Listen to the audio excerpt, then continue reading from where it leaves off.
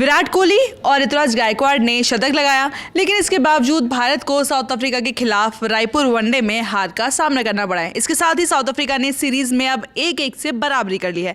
आखिरी मैच निर्णायक मुकाबला होगा, लेकिन उस मैच से पहले जरा आज के मैच के बारे में बात कर लेते हैं कि आखिर क्यों 350 से भी ज्यादा का लक्ष्य देने के बावजूद भारतीय टीम उसको डिफेंड नहीं कर सकी। मेरे साथ सुकांत है, जिनसे हम विस्तार में बात करेंगे कि भारत से कहाँ कहाँ कमी रहेगी। तो सबसे पहले तो ये जो हार है भारतीय टीम की साउथ अफ्रीका के खिलाफ, क्या लगता है आपको कि कौन सी ऐसी चीज़ें थी जहां पर भारत को शायद कुछ बेहतर करने की ज़रूरत थी?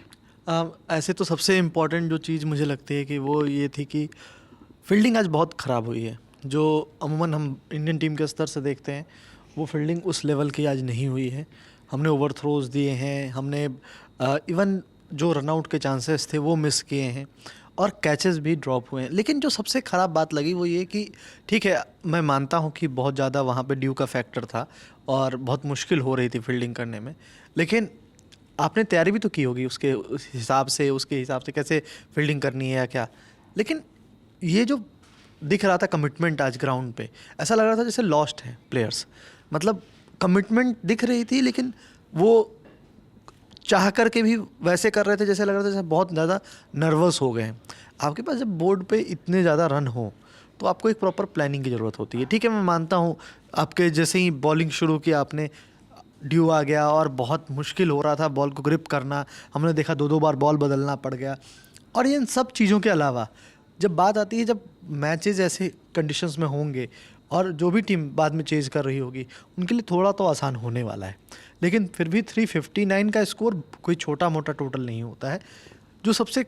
जो इम्पॉर्टेंट चीज़ लगी कि टीम के पास, आपके पास ऐसा कोई बॉलर नहीं है जो एकदम राइट टू जा करके विकेट ले ले। जैसे बुमराह जब होते ब्रेक थ्रू दिलवा दे, जब सामने बहुत ज़्यादा बड़ी साझेदारी बन रही हो या दिख रहा हो कि बल्लेबाज अपसेट हो चुके हैं, उस वक्त एक ऐसा गेंदबाज का आना बहुत ज़रूरी हो जाता है जो आकर के आपको ब्रेक थ्रू दिलाए, वो विकेट दिलाए, ताकि आप मैच में वापसी कर सके। बिल्कुल रिया।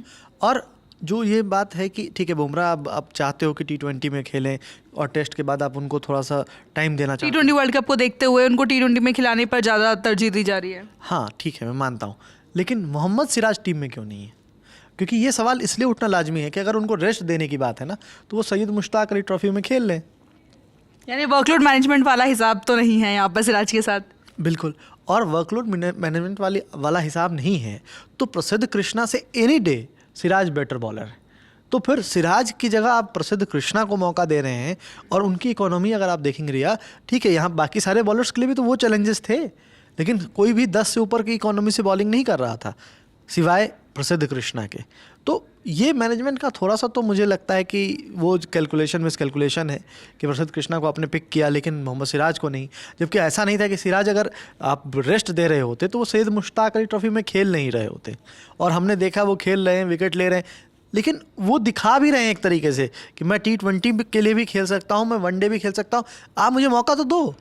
आप उनको प्रॉपर टेस्ट में सिर्फ मौका देते हो और उसके बाद कहते हो ठीक है सिराज, आपकी इतनी ही मदद चाहिए थी। और टेस्ट में आप उनसे लगातार 5-5 टेस्ट खिलवा देते हैं, इंग्लैंड जैसी अहम सीरीज में जहां पर आप अपने बाकी बॉलर्स को रेस्ट देने की कोशिश करते हैं। बुमराह को 3 मैच खिलाते हैं, सिराज उन जगहों पर भी लगातार 5 टेस्ट मैच खेलते हैं 5-5 दिन के। तो वहां पर आपको लगता है कि ये तो हमने गेंदबाजी वाली बात की। सुकांत, एक चीज़ है जो कि इस मैच की सबसे शुरुआत हमको दिखाई दी थी, वो थी टॉस। क्योंकि जिस टाइम पर KL राहुल टॉस हारे, उनके चेहरे पर निराशा बहुत ज़्यादा साफ दिखाई दे रही थी। जब रवि शास्त्री ने उनसे सवाल भी किया टॉस हारने पर, तो उन्होंने यही कहा था कि मैच प्रैक्टिस भी करा था क्योंकि बहुत प्रेशर था टॉस को लेकर के। इस तरीके के मैच जहां हमको पता है कि शाम के समय जैसे जैसे रात होगी, ड्यू का फैक्टर बहुत ज़्यादा अहम हो जाता है, वहाँ पर टॉस भी बहुत ज़्यादा अहम भूमिका निभाता है। शायद इसी वजह से राहुल इतना ज़्यादा परेशान थे जिस टाइम पे टॉस हारे। और ये बिल्कुल सच कहा आपने कि ये फेयर नहीं है, क्योंकि अगर आप देखो कि एक टीम ने अगर 359 बनाया है, अगली टीम 360 चेज कर रही है, लेकिन वो 70-80 रन कम चेज कर रही है। अगर प्रैक्टिकली आप देखें तो इसे, क्योंकि ये बिल्कुल जो अंतर है ना, वो बिल्कुल वैसा अंतर है। क्योंकि ड्यू का इतना ज़्यादा फैक्टर है। क्योंकि हमारे बल्लेबाजों ने मुझे लगता है अपना पूरा काम किया।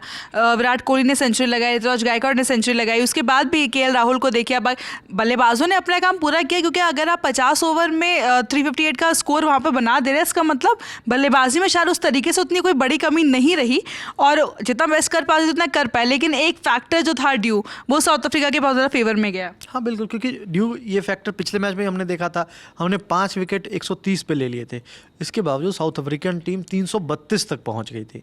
तो वो आज नहीं हो पाया, हमने शुरुआत में विकेट नहीं ले पाए।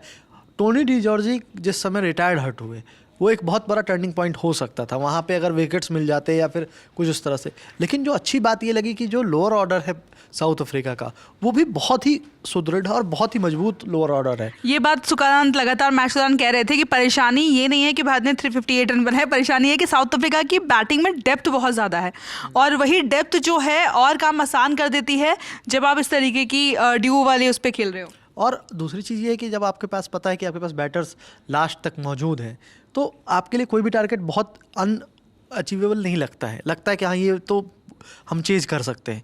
और ये बात कॉर्बिन बॉश ने भी बाद में कही है कि हमें ये कभी भी अब जो हमारी टीम है उसको देख करके नहीं लगता कि हम कोई टारगेट को अचीव नहीं कर सकते। हालांकि अगर ये ड्यू फैक्टर नहीं होता और ये फेयर प्ले टाइप का मामला होता कि दोनों टीमें एकदम बिल्कुल बराबर स्थिति से, डे नाइट नहीं बल्कि डे ओडीआई होता। हाँ, तो ये इतना आसान नहीं होने वाला था कि आप 48वें 49वें ओवर में इसको चेज कर लेते। तब ये टारगेट आपको सीधा मुश्किल हो जाता, क्योंकि उस समय बॉल को ग्रिप करने में भी बॉलर्स को मदद मिलती। बॉलर्स के साथ भी एक बहुत बड़ा चैलेंज है कि जब आप बॉल को ग्रिप नहीं कर पाते हैं तो बॉल को आप उस जगह पे प्लेस नहीं कर सकते जहाँ पे आप चाहते हो। और ये हमने देखा है, आपको याद होगा वो वाला मैच जो आरसीबी और चेन्नई का मैच चल रहा था, और धोनी ने छक्का लगा करके स्टेडियम के बाहर मार दिया था, 110 मीटर का छक्का लगाया था। यश दयाल बॉलिंग कर रहे थे और उसकी अगली बॉल नई बॉल मिली थी टीम को। और जो सबसे बड़ा फैक्टर जो वहाँ दिख रहा था कि उस एक बॉल पहले यश दयाल वही बॉलिंग कर रहे हैं और चाह रहे हैं कि वो फंसे स्लोअर बॉल पे, और धोनी उस पर 110 मीटर का छक्का लगा रहे हैं। अगली बॉल पे वहाँ पे धोनी कैच आउट हो गए, क्योंकि बॉल गीली नहीं थी, बॉल सूखी हुई थी, और वहाँ पे वो जैसे चाहते थे, जहाँ चाहते थे वहाँ बॉल को फेंक पा रहे थे। तो ये अंतर होता है जब आप ड्यू का एक फैक्टर आ जाता है मैच में, तो आपके जो रन्स का अंतर होता है वो। दूसरी आउटफील्ड पे फील्डिंग बहुत मुश्किल हो जाती है, वो हमने देखा जडेजा जैसे अच्छे फील्डर्स भी बहुत स्ट्रगल कर रहे थे। लेकिन इससे कहीं वो बात नहीं छुपती कि आज आपने ख़राब फील्डिंग की है, और वो बहुत बड़ा फैक्टर रहा है इस मैच के डिफरेंस का। टेस्ट सीरीज भारतीय टीम हार गई थी साउथ अफ्रीका के खिलाफ, जिसमें कि भारत को 0-2 से हार का सामना करना पड़ा। बहुत निराशाजनक और शर्मनाक हार माना गया था। वनडे सीरीज में लोगों को उम्मीद थी, खासतौर पर पहला वनडे जीतने के बाद, कि भारतीय टीम शायद यहाँ पर वापसी करेगी। पहला मैच तो जीत लिया, लेकिन दूसरा हार गया। तो सुकांत, अब तीसरे मैच में बहुत ज़्यादा प्रेशर रहने वाला, बहुत ज़्यादा दबाव रहने वाला है टीम इंडिया पर, क्योंकि आप पहले ही अपने घर पर टेस्ट सीरीज गंवा चुके हैं। अब आप वनडे सीरीज नहीं गंवाना चाहेंगे? बिल्कुल, क्योंकि आप चाह रहे थे कि इसको भी क्लीन स्वीप जीतना था, बराबरी करने के लिए एक तरीके से। हाँ, बराबरी तो नहीं होती, क्योंकि टेस्ट में जीतना कुछ अलग होता है, वनडे में कुछ अलग। लेकिन जो अच्छी बात ये होती कि आप कॉन्फिडेंस गेन करते कि चलो आपने कम से कम वो सीरीज गंवा दी, तो इस सीरीज में आपने वापसी की है। अब चैलेंज ये है कि देखिए, टॉस एक बड़ा फैक्टर होने वाला है। विशाखापत्तनम में अगला मैच है, वहाँ भी होगा, वहाँ भी ड्यू का आपको फैक्टर दिखेगा। लेकिन जो बात आपको समझनी है वो ये कि अगर आपको बाद में फील्डिंग करनी पड़ेगी तो क्या आप उसके लिए प्रिपेयर हैं, क्योंकि आज जो फील्डिंग का जो स्तर दिख रहा था उससे साफ तौर पर नज़र आ रहा था कि ये लोग प्रिपेयर नहीं थे सही तरीके से, और वो चीज़ नहीं होनी चाहिए। क्योंकि अगर आप कुछ भी स्कोर बनाएंगे और आपको ये सोच के बैटिंग करनी है, अगर पहले बैटिंग आती है और पहले बैटिंग करनी पड़ती है, तो आपको ये सोच के बैटिंग करनी होगी कि हमें जो भी स्कोर बनाना है उसमें 70+ करना है, क्योंकि तब आप उस एक ऐसे टारगेट तक पहुंच पाओगे जहां पर उनके लिए कुछ चैलेंजिंग टोटल होगा। हम ये बात इसलिए भी कर रहे हैं कि भारत को 70 रन या 80 रन ज़्यादा बनाने पड़ेंगे, क्योंकि भारत के टॉस जीतने की चांसेस थोड़े कम है।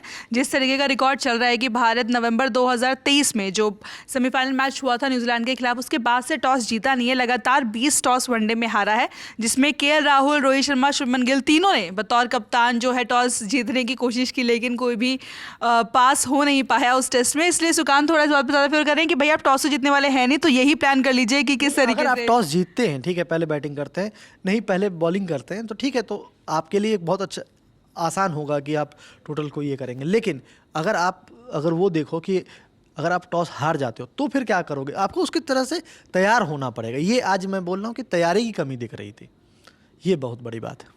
तो चलिए फिलहाल के लिए इस खबर में, इस वीडियो में तो इतना ही, लेकिन हम खेल जगत की तमाम खबरें लगातार आप तक पहुंचा रहे हैं।